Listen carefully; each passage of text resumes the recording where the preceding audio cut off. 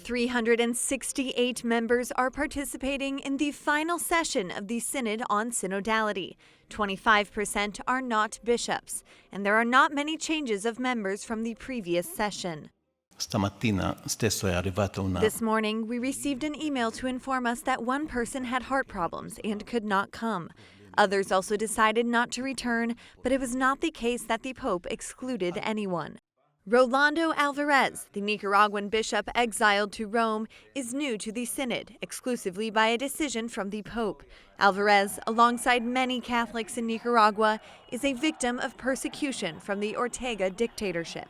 Last year, when the Synod was held, Álvarez was in jail. Once again this year, 2 Chinese bishops will be present, but it is not known whether they will stay for the whole month of October. Last year, they only attended the first days of the Synod. Profiles such as Luca Casarini from the NGO Mediterranean Saving Humans are back in this final phase. He has had a number of personal meetings with the Pope regarding the situation of migrants and refugees. The president of Catholic Action will also be in attendance.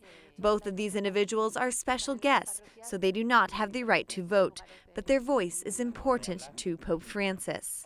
Responsibility is knowing that you do not just carry the voice of general Catholic Action and of all Catholic Action, but also the voice of many lay people and parish laity.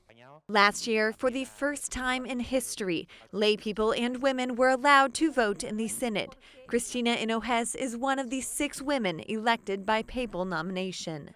There have been many people, many women in particular, throughout the history of the Church who have tried to open a door that could not be opened from this side, and on the other side, the bolt was still bolted.